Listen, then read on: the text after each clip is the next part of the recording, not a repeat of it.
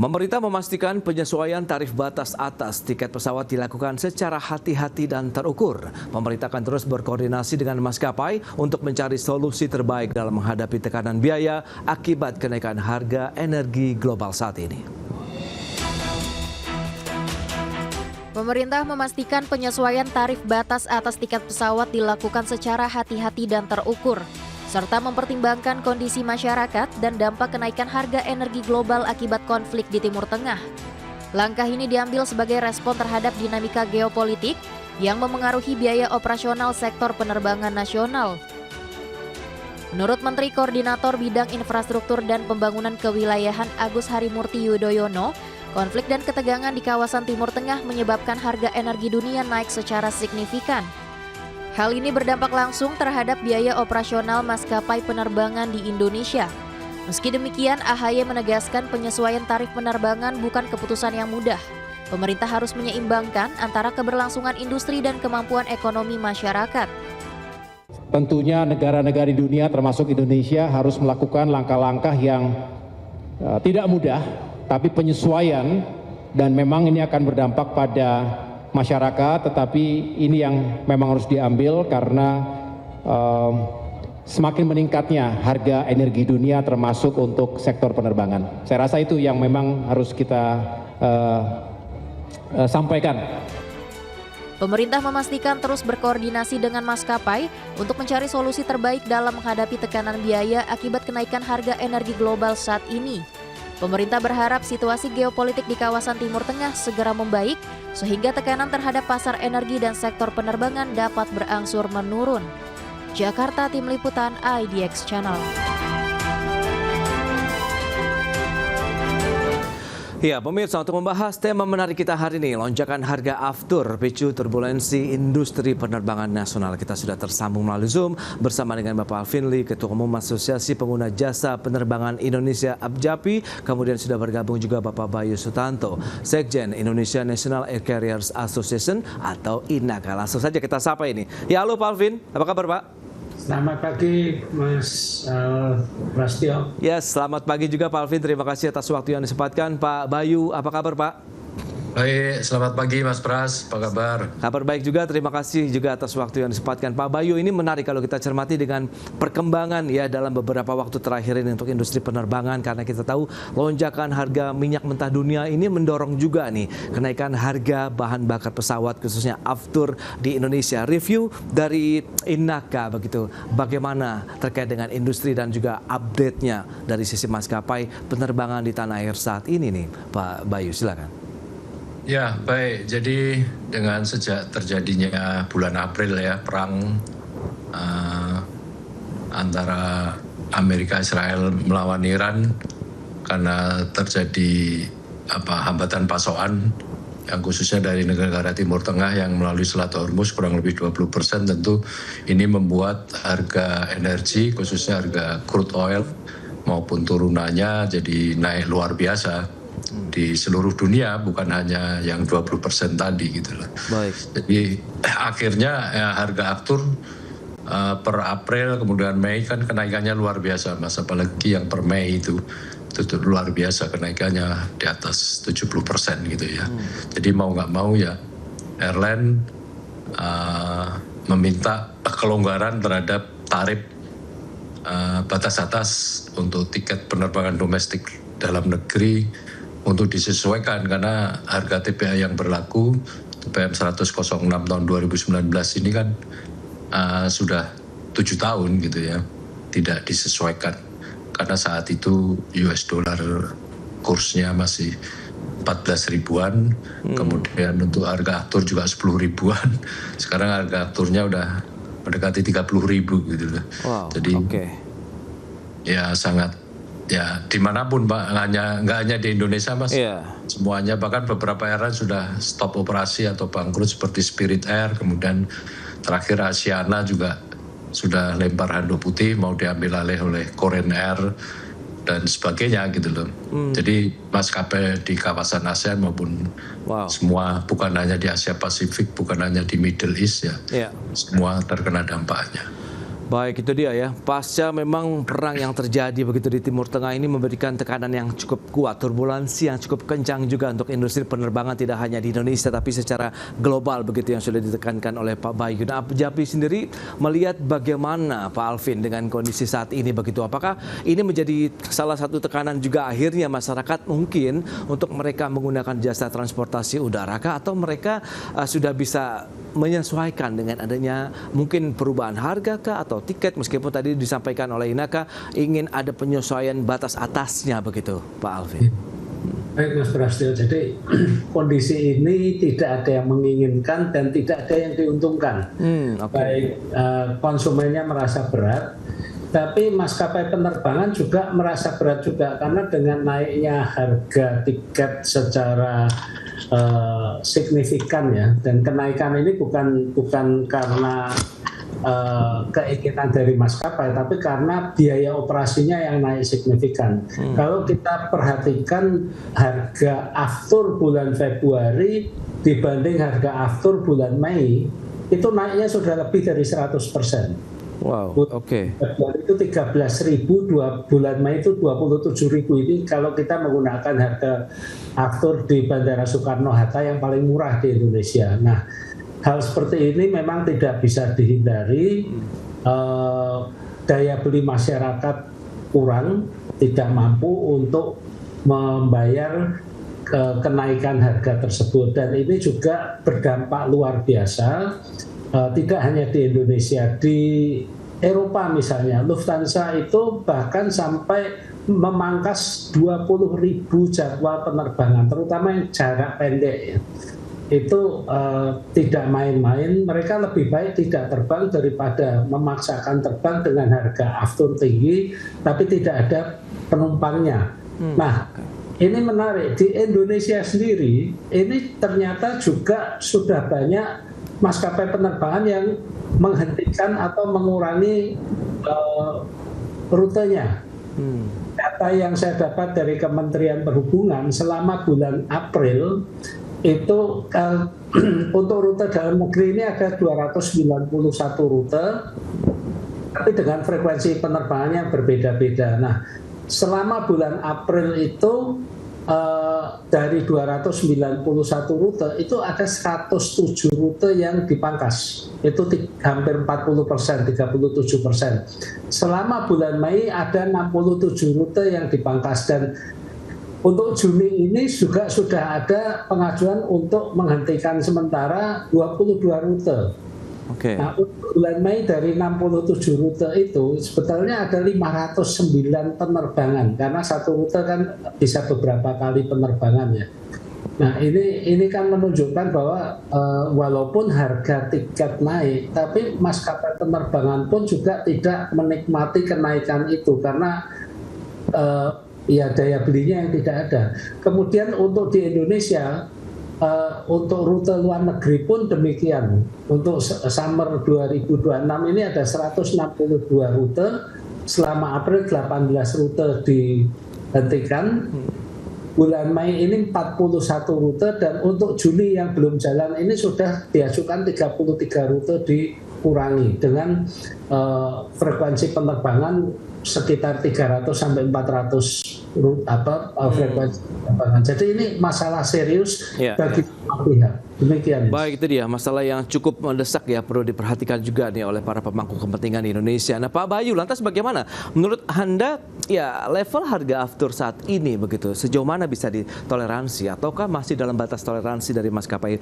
penerbangan atau mana, seperti apa? Mungkin tadi sudah disampaikan Pak Alvin, ada yang harus mengurangi rute, membatalkan rute penerbangan begitu, tidak hanya di Indonesia tapi secara global pun terjadi begitu, Pak. Ya, memang seperti yang disampaikan Pak Alvin maupun data dari Kementerian Perhubungan yang sudah disebut oleh Pak Alvin tadi, bahwa ya itu cara bertahan Pak gitu ya. Karena kalau kita berhenti total operasi kan makin susah lagi ya kita untuk terbang lagi seperti waktu masa COVID yang lalu kita akhirnya bertahan untuk sekedar mendapatkan cash flow tadi, tentu dengan efisiensi yang bisa dilakukan. Karena kalau kita naikkan harga tinggi juga nggak ada demand-nya Mas, jadi pilihannya ya terbang, kita berusaha bisa BEP aja, break even point juga sudah luar biasa. ya ini kondisinya kalau kayak minum kopi ya, sekarang lagi minum kopi pahit lah gitu. Oke. Cappuccino. Iya. Tapi kan tetap harus minum kopi gitu lah gitu.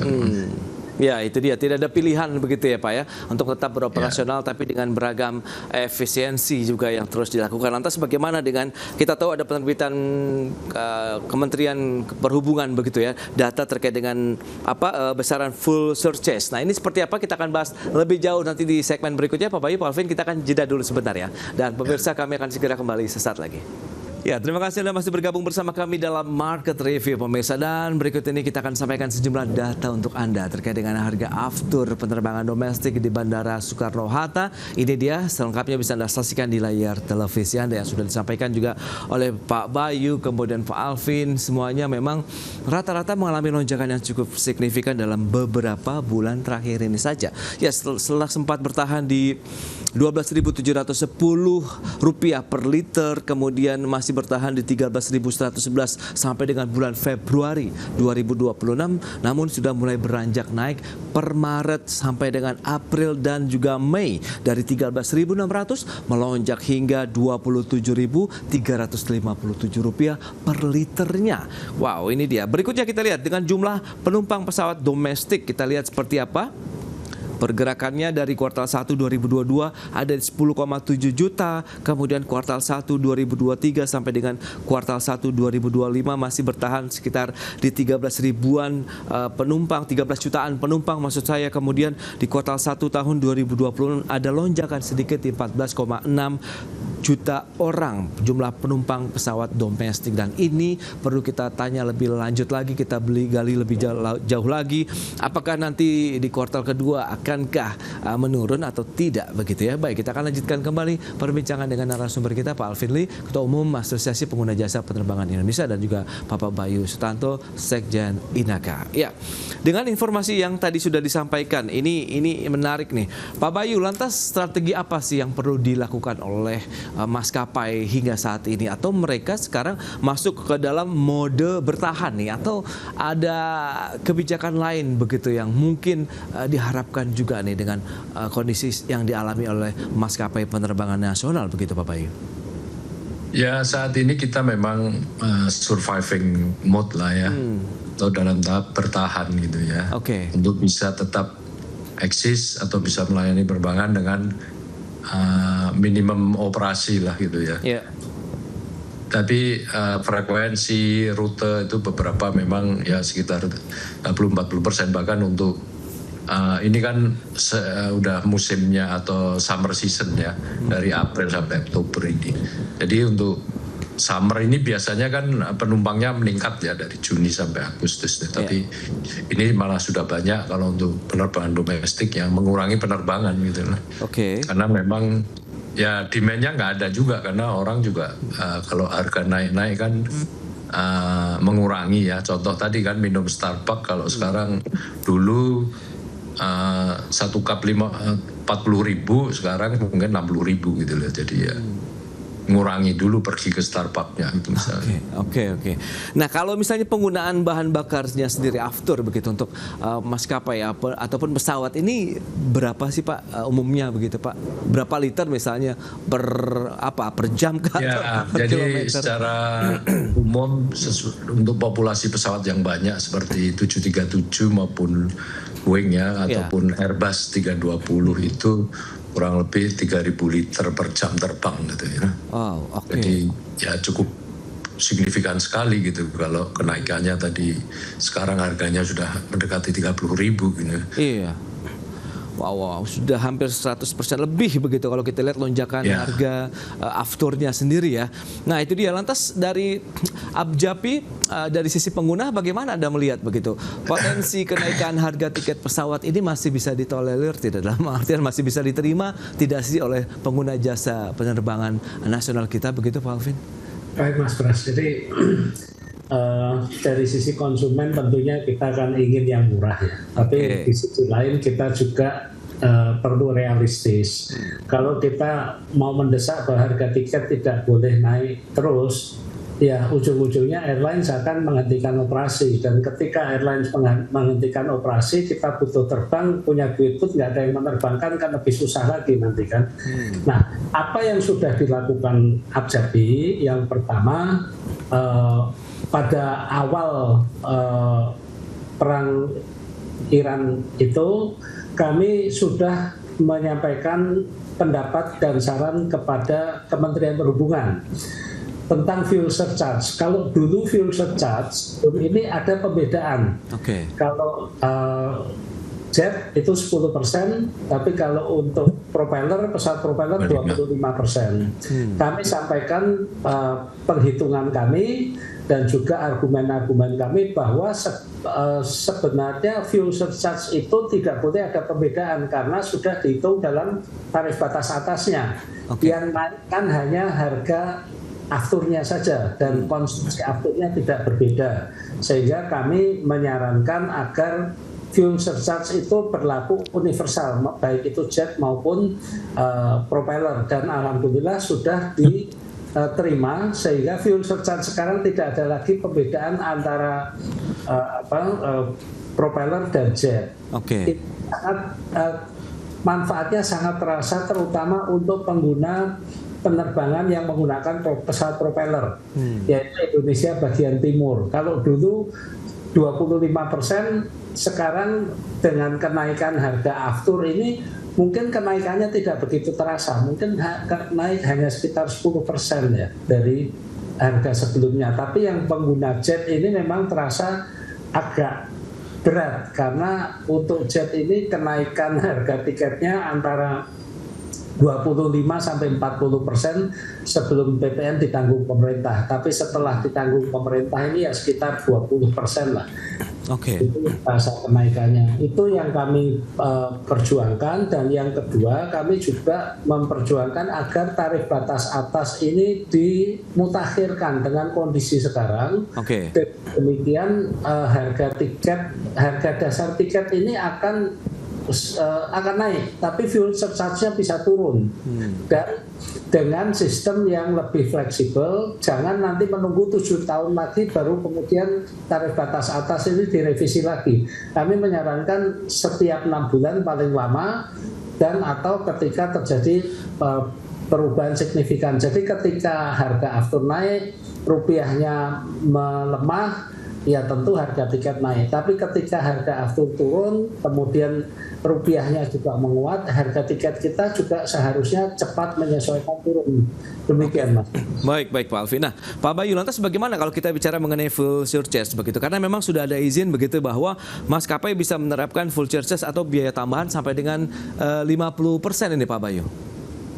Ya, jadi waktu pemerintah merevisi fuel surcharge ya beberapa bulan yang lalu ya, itu memang ya pertimbangannya di situ karena untuk waktu itu pemikirannya kalau merevisi TBA ini agak cukup lebih lama lah, takes time lah, konstitusinya melibatkan banyak stakeholder, sehingga waktu itu pihak Kementerian Perhubungan menetapkan fuel surcharge karena itu cara yang paling simpel dilakukan, termasuk di negara lain di mana TBA-nya tidak diatur pun semua airline begitu ada kenaikan harga aftur yang signifikan sekali, mereka menyesuaikan kan, Cathay Pacific, Malaysian Airlines, Singapore Airlines semua menerapkan tambahan fuel surcharge gitu loh. Kalau enggak ya nggak bisa terbang. Pilihannya kan kalau demand-nya masih pengen terbang ya mau bayar lebih tinggi gitu. Cuman seberapa besar sensitivitasnya gitu loh. Karena hanya penumpang yang sensitivitas tidak tersensitif terhadap harga lah, kenaikan harga itu yang tetap pengen terbang gitu. Lantas apa yang diharapkan dari maskapai penerbangan di Indonesia untuk menyikapi kondisi saat ini, kenaikan aftur, ada kebijakan fuel surcharge juga. Kita akan bahas lebih jauh nanti di segmen berikutnya, Pak Alvin, Pak Bayu. Kita akan jeda kembali sebentar ya. Dan pemirsa tetaplah bersama kami. Ya, Anda masih bergabung bersama kami dalam Market Review. Kita akan lanjutkan kembali perbincangan bersama dengan Bapak Alvin Lee dari Abjabi, kemudian juga Bapak Bayu Sutanto dari Inaka. Nah, menyikapi dengan kondisi saat ini, dari sisi maskapai penerbangan tadi sudah disampaikan beragam strategi yang sudah dilakukan. Nah, Abjabi sendiri sebagai pengguna, ini apa yang diinginkan sebenarnya? Karena kan memang saat ini berarti kondisinya masyarakat yang bepergian dengan menggunakan pesawat bisa dikategorikan adalah mereka yang benar-benar ada kepentingan, ada keperluan menggunakan maskapai maskapai penerbangan begitu, Pak Alvin, atau Anda melihat ada solusi lain ini? Ya, memang ini dilematis, Mas, Ya. karena yang terdampak ini bukan hanya tiket dalam negeri, ke luar negeri pun juga harganya naiknya lebih dari 100% bahkan ya. Oke. Jadi kemana-mana ini situasi yang tidak enak bagi semua, dan tentunya dari pihak konsumen pengguna jasa kita juga menyesuaikan bepergian naik pesawat itu ya sebutuhnya saja. Oke. Dan kami lihat untuk penerbangan domestik, karena harga tiket domestik kelas ekonomi ini kan diatur oleh pemerintah, ada batas atas, ada batas bawah, Iya. dan dibagi juga pengelompokan pelayanannya, ada yang maksimum, ada yang menengah, dan ada yang minimum antara full service dan LCC. Nah, selisih harga tiket atau TBA antara full service dengan LCC ini sekitar 15%. Jadi bagi yang membutuhkan untuk terbang, memang harus terbang, kami melihat ada pergeseran yang biasanya terbang dengan full service, Oke. pindah ke LCC karena bisa menghemat sekitar 10-15% karena kompetisinya ada di sana. Dan yang mengikuti program-program membership atau loyalty program ini juga yang banyak yang sudah mulai menggunakan poinnya untuk membayar tiket tersebut. Dan yang perlu kita cermati adalah biaya perjalanan ini tidak hanya tiket pesawat, Iya. tapi juga biaya taksinya juga naik, biaya hotel ini kan nggak ada yang nyorot. Harga Iya. tarif hotel ini naiknya seberapa. Jadi ya bagi yang memang perlu melakukan perjalanan, kita menghimbau agar dihitung lagi secara cermat, tidak hanya harga tiket tapi juga hotel dan lain-lainnya. Demikian, Mas. Baik, Pak Alvin. Nah, Pak Bayu, strategi lain begitu. Apakah memang maskapai penerbangan saat ini lebih fokus untuk penerbangan internasional, ya kah? Atau masih akan tetap fokus kepada rute-rute domestik begitu, Pak? Ya, baik, kalau dilihat dari market demand-nya kan memang untuk penerbangan internasional kan ada kenaikan ya. Oke. Ya, jadi untuk beberapa rute seperti ke Malaysia, Singapura, Bangkok itu kan demand-nya masih lumayan gitu ya. Jadi itu tetap dilayani, cuman yang domestik karena memang ada penurunan yang kita mengurangi frekuensinya itu di luar internal efisiensi lah, seperti saving fuel program gitu loh. Jadi untuk penerbangan, operasi penerbangannya pun kita juga lakukan apa yang disebut dengan fuel saving ya. Jadi kita menggunakan atau mengisi fuelnya sesuai dengan yang sangat efisien. Tentu tetap dengan tingkat keselamatan yang tinggi juga. Baik, tapi dengan proyeksi Anda ke depan bagaimana untuk industri penerbangan kita dengan kondisi kenaikan aftur, tekanan terhadap daya beli masyarakat juga yang sedang terjadi saat ini begitu, Pak? Ya agak susah ya memprediksinya, Mas Pras, karena kan kita nggak tahu perangnya sampai kapan. Betul, Pak. Ya kan, naiknya kapan juga nobody knows gitu loh. Yeah. Jadi ya kita assess it is what it is lah gitu aja. Oke. Jadi apa yang akan ya kita respon secara prudent aja gitu loh. Oke, itu dia beragam langkah yang sudah dilakukan oleh industri penerbangan bahwa ya upaya-upaya efisiensi ini masih menjadi solusi ya, menjadi game changer lah begitu untuk bisa menjaga aktivitas industri juga tetap bergeliat meskipun tantangan dari kenaikan harga minyak dunia kemudian aftur ini ya perlu mendapatkan juga solusi bersama. Baik, Pak Bayu, Pak Alvin, terima kasih banyak atas informasi, update dan juga insight yang sudah diberikan kepada pemirsa pada hari ini. Selamat melanjutkan aktivitas Anda kembali, salam sehat. Sampai berjumpa kembali. Terima kasih, Pak. Terima kasih. Masih. Ya, pemirsa, kepercayaan selalu menjadi fondasi utama bagi pasar modal Indonesia yang sehat, kredibel, dan juga berdaya saing. Untuk itu, pasar modal Indonesia menerapkan standar pengungkapan keberlanjutan SPK yang selaras dengan IFRS Sustainability Disclosure Standards. Pasar modal Indonesia hingga saat ini terus mengalami perkembangan yang pesat, hal yang tercermin dari pertumbuhan dalam beberapa tahun terakhir. Data Kustodian Central Efek Indonesia mencatat jumlah investor pasar modal per April 2026 telah mencapai 26,49 juta SID. Pasar modal pun telah menjadi salah satu penopang ekonomi dan wujud kepercayaan publik terhadap industri keuangan nasional. Oleh sebab itu, kepercayaan menjadi fondasi utama bagi pasar modal yang sehat, kredibel, dan berdaya saing. Apalagi di tengah dinamika ekonomi global, perubahan ekspektasi investor, serta meningkatnya perhatian terhadap isu keberlanjutan. Maka perusahaan kini dituntut tidak hanya menunjukkan kinerja keuangan, namun juga kemampuan dalam mengelola risiko, strategi, tata kelola, dan peluang keberlanjutan untuk menciptakan nilai jangka panjang. Dan menjawab perkembangan tersebut, Indonesia kini memasuki fase penting melalui penerapan standar pengungkapan keberlanjutan atau SPK yang selaras dengan ISRF Sustainability Disclosure Standards. Indonesia juga berkomitmen untuk memperkuat kualitas keterbukaan informasi, meningkatkan kompatibilitas dan kredibilitas pelaporan perusahaan, serta memperkuat posisi pasar modal Indonesia di mata investor global. Sehingga kolaborasi antara regulator, standar sitter, profesi, dunia usaha, investor, dan pemangku kepentingan sangat penting untuk membangun ekosistem pelaporan keberlanjutan yang efektif dan terpercaya. Dan Indonesia Sustainability Reporting Forum atau ISRF yang diinisiasi Ikatan Akuntan Indonesia berperan strategis mendorong kesiapan, implementasi, literasi, dan bangun ruang kolaborasi guna mendukung terciptanya pelaporan korporasi yang terintegrasi, kredibel, dan dipercaya pasar. Berbagai sumber untuk ID Action. Baik pemirsa, untuk membahas tema kita kali ini, standar pengungkapan keberlanjutan atau SPK, membangun kepercayaan pasar modal Indonesia, sudah hadir bersama saya di studio ID Action Bapak Ignatius Jonan. Beliau adalah Ketua Indonesia Sustainability Reporting Forum. Apa kabar Pak Jonan? Baik. Terima kasih atas kehadirannya di studio kami. Kemudian sudah hadir juga Ibu Profesor Linda Watigani. Beliau adalah anggota Dewan Pengurus Nasional Ikatan Akuntan Indonesia dan juga anggota Dewan Pemantau Standar Keberlanjutan Ikatan Akuntan Indonesia. Apa kabar Prof? Baik, terima kasih atas juga kehadirannya. Baik, kita langsung saja ke Pak Jonan ini. Menarik Pak, kalau kita bicara mengenai kepercayaan menjadi faktor yang sangat menentukan bagi keberlanjutan dan daya saing pasar modal Indonesia. Sebenarnya apa sih yang kalau kita lihat dari sisi kepercayaannya sendiri begitu Pak Jonan? Iya.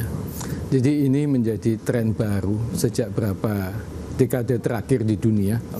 Bahwa semua kegiatan usaha itu memerlukan juga kesadaran untuk menjaga lingkungan, untuk menjaga juga masalah-masalah sosial, juga masalah governance, sehingga bisnisnya itu bisa berlanjut melewati zaman.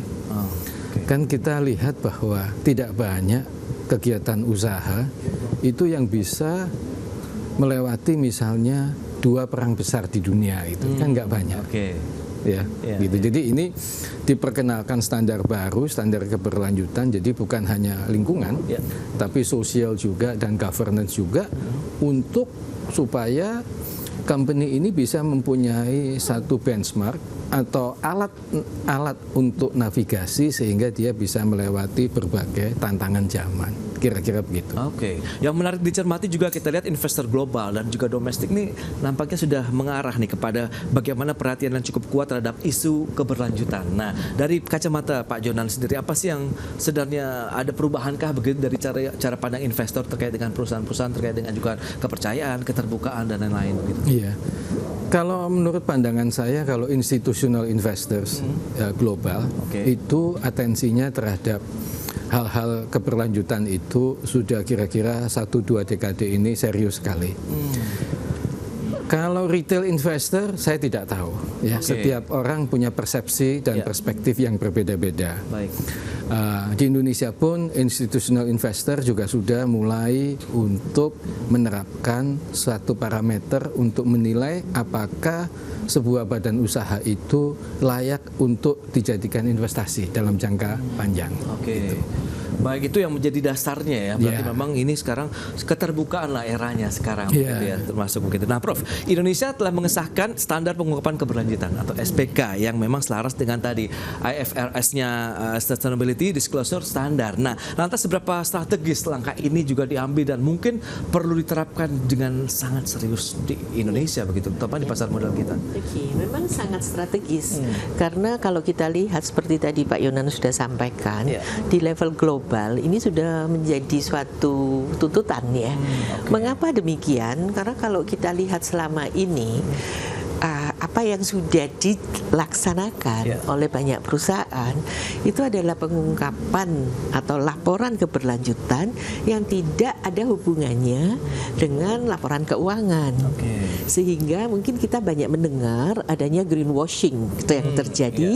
Itu pun kalau kita lihat dari perspektif pelaku pasar dan juga dari perspektif akademisi dengan riset-risetnya. Nah, bagaimana untuk supaya kepercayaan investor ini meningkat? Terutama kalau kita lihat aspek perusahaan di Indonesia. Nah, kita mau tidak mau harus bersaing dengan perusahaan di negara lain kan, untuk memperoleh dana itu. Nah, mau tidak mau harus ada trust di sana dari investor agar supaya laporan yang dihasilkan oleh perusahaan-perusahaan di Indonesia it is transparent, comparable, so that mereka bisa trust. Dan kata-kata transparent and comparability ini menjadi penting kalau kita tidak mengikuti perkembangan standar global itu, kita akan tidak bisa dibandingkan kan. Nah, bagaimana para investor memilih perusahaan di Indonesia untuk didanain dari investor asing tersebut kalau tidak bisa diperbandingkan gitu sih Mas. Nah, lantas bagaimana SPK ini dapat membantu meningkatkan kualitas tadi, Prof, ya, terkait dengan kualitas, konsistensi dan kredibilitasnya sendiri? Iya. Jadi kalau kita lihat, kita harus dikenal dulu di level dunia. Makanya begitu Indonesia sudah menyatakan bahwa kita akan masuk ke dalam atau mengikuti perkembangan tersebut, itu kita mendapatkan acknowledgement dari IFRS Jurisdictional Snapshot tahun 2025 waktu itu Mas kejadiannya. Kenapa demikian? Sehingga investor itu tahu, oh iya secara country Indonesia sudah sehingga kita tunggulah perusahaan-perusahaan di Indonesia untuk menerapkan itu. Dan untuk diketahui juga baru-baru ini di 2026 secara eksplisit di bulan Maret dan di bulan Mei 2026 yang lalu itu di knowledge gateway-nya IFAC, International Federation of Accountants, kita juga sudah di-acknowledge bahwa Indonesia sudah menerapkan ini dan kita sudah melakukan apa aja, itu semuanya di-acknowledge. Jadi dengan demikian itu kan bukan dari kami IAI ya sebagai standard setternya, tetapi dari sisi third party globally mereka sudah acknowledge sehingga tidak sulit untuk perusahaan-perusahaan di Indonesia ini menjadi sejajar dengan perusahaan-perusahaan yang ada di dunia. Itu sih tujuannya. Nah sekarang berdasarkan pengalaman Pak Jonan yang sudah mengelola, memimpin perusahaan-perusahaan besar di Indonesia, tantangannya apa sih Pak kalau kita bicara mengenai bahwa pengungkapan keberlanjutan yang kredibel, kemudian tadi transparansi ini benar-benar bisa dilaksanakan? Berarti pucuk top to down-nya juga harus sama begitu Pak dalam satu pemikiran ini Pak Jonan. Tantangannya itu menurut saya itu adalah ini kalau pandangan saya ini intergenerational gap ya. Jadi mungkin di generasi yang lebih senior itu bercerita apa adanya itu menjadi satu tantangan besar. Tapi untuk generasi yang lebih muda, ya, generasi yang mempengaruhi hajat hidup orang banyak, ya, sudah mulai gen milenial, Gen Z, yang kira-kira sudah 60% mungkin dari seluruh penduduk Indonesia, itu permintaan atau harapan untuk keterbukaan itu ya cerita apa adanya lah, ya, cerita apa adanya. Jadi kalau saran saya memang para business leaders ini sebaiknya mulai mendengarkan generasi-generasi yang lebih muda yang akan menggantikan mereka dalam waktu segera. Ya, bahwa dunia sudah berubah sekarang kan hampir tidak ada yang bisa disembunyikan. Iya, betul. Ya, nggak ada. Coba, yang apa yang mau disembunyikan? Betul. Ya, media sosial medianya juga begitu luas dan sebagainya. Dan coveragenya begitu 24/7 seluruh dunia. Jadi saran saya ya cerita aja apa adanya gitu ya. Karena kan ini bisnis ini pasti tidak mungkin 100% sempurna. Nah, kita mungkin generasi saya juga itu cenderung kalau bikin sustainability reporting itu maunya itu semua yang hanya yang indah yang ditampilkan. Padahal nggak mungkin, ya nggak mungkin gitu. Ya. Kalau saya menganjurkan, ya udah cerita aja apa adanya, gitu. Sehingga penilaian daripada investor sendiri, terutama dari global perspektif itu company-company yang ada itu yang di Indonesia terutama ini menceritakan apa adanya, ya. Sehingga tidak sampai misalnya ada action dari Morgan Stanley gitu, composite index gitu, ya. Kira-kira begitu. Oke. Nah itu dia yang pentingnya memang keterbukaan dan transparansi, berarti ada kejujuran di sana begitu yang harus ditekankan ya Pak Jonan ya. Nah kan kalau kendala-kendala perusahaan sendiri kan mungkin ada permasalahan terkait dengan integrasi data, tata kelola dan strateginya. Bagi perusahaan kalau ingin menerapkan standar keberlanjutan ini, apa yang harus dilakukan terlebih dahulu nih Pak Jonan baiknya? Dimulai dari mana lah? Oke. Kalau dimulai dari mana itu pasti dimulai dari komitmen para pemegang saham pengendali, ya, bahwa mereka sepakat bahwa perusahaan yang dikendalikan itu sebaiknya menceritakan apa adanya. Itu satu. Yang kedua itu perbaikan bisnis proses, ya, yang transparan, yang apa adanya. Kan begitu, menurut saya. Kan kalau misalnya tidak apa adanya ini generasi muda juga nggak bisa terima loh. Ya. Betul, iya. Mungkin pemegang saham pengendali kalau yang sudah umurnya jauh lebih muda itu juga mereka maunya ya apa adanya aja, transparan gitu. Ya, itu yang kalau saran saya itu mulainya sebaiknya dari situ. Komitmen ya justru ya. Komitmen. Oke, itu dia. Nah, kalau dari sisi penerapannya nih Prof Linda, dari sisi implementasinya, ini Anda melihat bagaimana tantangan tadi kalau misalnya kita bicara kesiapan perusahaan, mungkin dari sisi SDM-nya juga itu bagaimana? Oke. Jadi saya sependapat dengan yang Pak Yonan tadi sampaikan ya. Jadi dari mulai pemegang saham, C-levelnya. Jadi leader itu benar-benar berpengaruh ya terhadap apa yang akan dilaksanakan di dalam perusahaan. Memang kendala yang terbesar saat ini adalah di sistem informasi yang terkait dengan data. Itu memang the very challenging part ya. Jadi harus dibangun suatu sistem informasi yang mendukung pengungkapan keberlanjutan ini. Dan yang lebih penting lagi adalah ini bukan hanya jargon, tetapi harus apa adanya disampaikan, ada storytelling yang harus disampaikan kepada publik dan terlihat apa saja capaian yang ingin ditargetkan oleh perusahaan from time to time. Jadi kita nggak expect perusahaan itu mengklaim seperti tadi cantik gitu ya, tapi apa adanya dulu, tapi ada perkembangannya. Karena keberlanjutan ini sekali lagi bukan jargon, tapi harus di-embed di dalam bisnis proses, di value chain, sehingga ini sustained. Karena kalau hanya klaim cantiknya, kan tidak bisa dipercantik lagi kan, apalagi kalau cantiknya itu bohong gitu. Betul.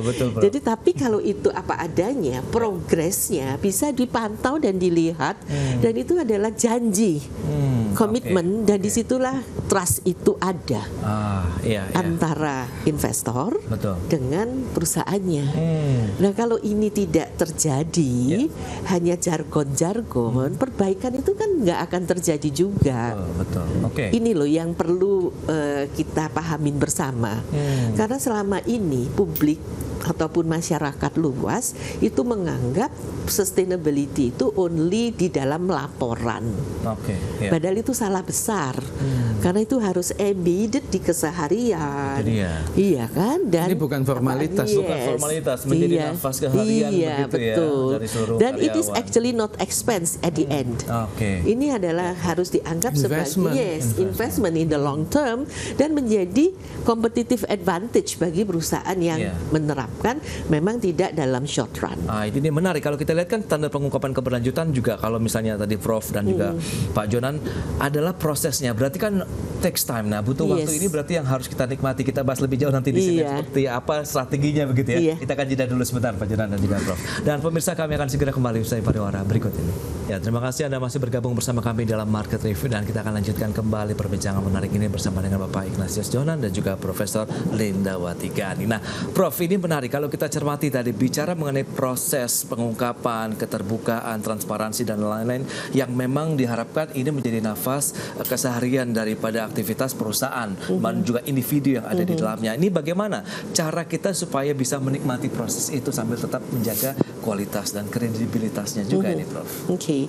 Jadi kalau kita lihat faktor atau variabel terpentingnya di SDM. Nah, bagaimana kita mengajak every individual di korporasi ataupun institusi tersebut untuk memiliki value yang sama.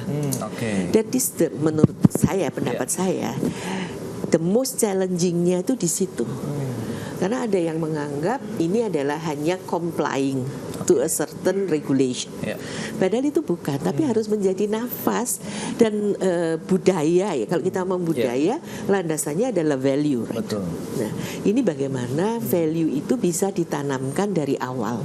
Untuk hal-hal yang mungkin di dalam operasi sifatnya yang terkecil aja, tetapi itu bisa membawa dampak yang besar juga bagi perusahaan tersebut. Nah, itu dia.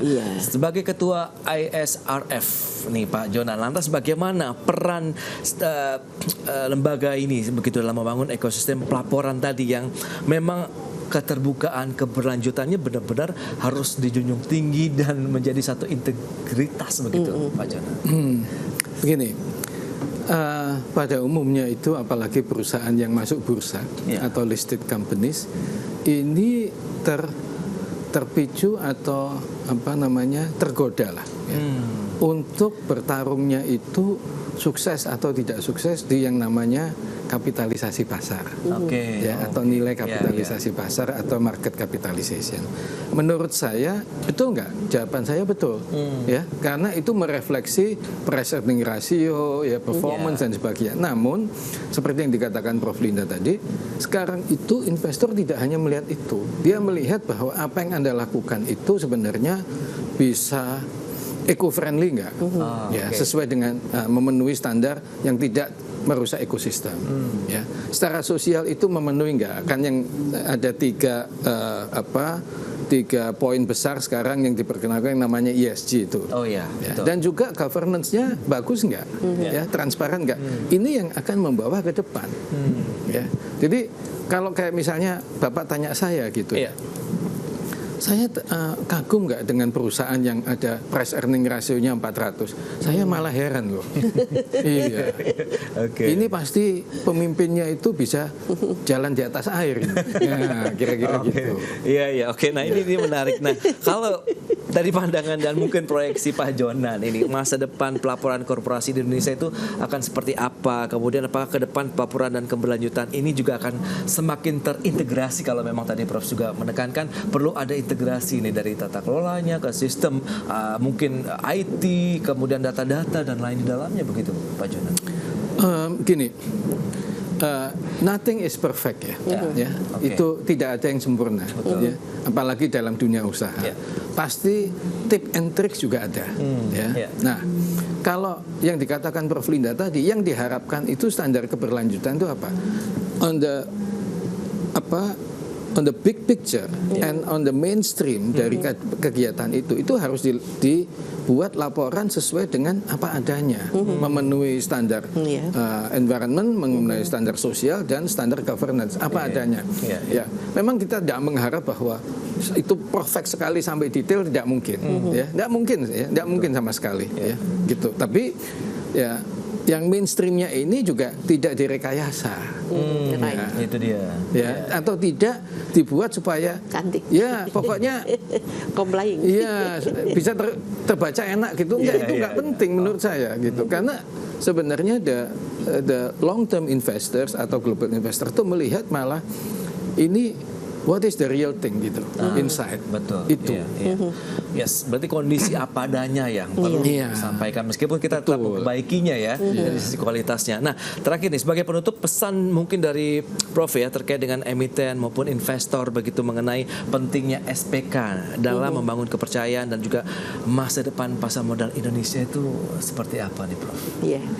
Saya di sini ingin menggarisbawahi jujurlah.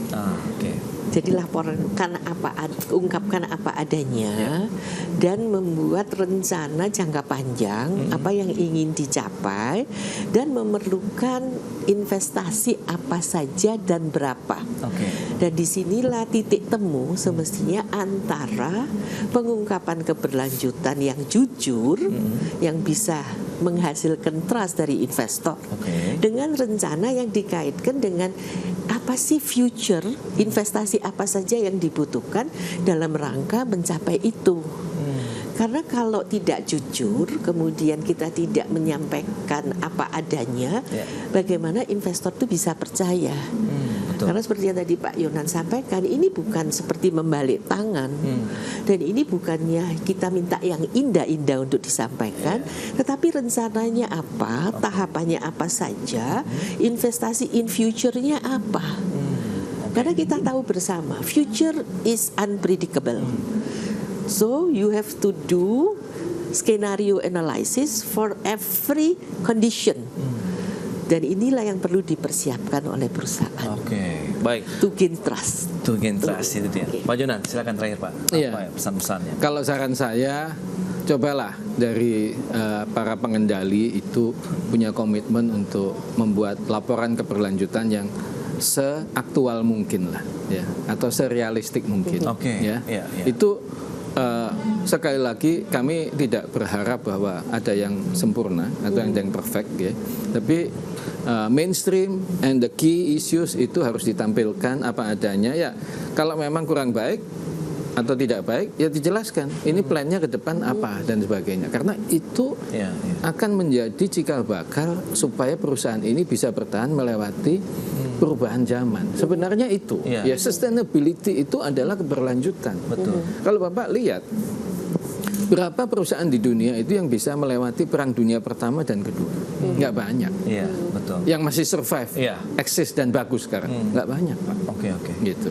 Itu dia. Jadi intinya memang adalah keberlanjutan, kemudian bahwa pengungkapan yang secara transparan dan jujur itulah yang paling utama begitu ya, untuk bisa mendukung kinerja perseroan juga baik perusahaan-perusahaan yang tercatat maupun juga yang mungkin nantinya akan menjadi perusahaan tercatat di pasar modal Indonesia. Pak Jonan, Prof. Linda, terima kasih banyak nih atas kehadirannya dan update dan insight yang sudah diberikan kepada pemirsa pada hari ini ya. Terima kasih. Dan pemirsa, 1 jam sudah saya menemani Anda dalam Market Review. Saya Prasetyo Wibowo beserta seluruh kerabat kerja yang bertugas pamit undur diri. Terima kasih dan sampai jumpa.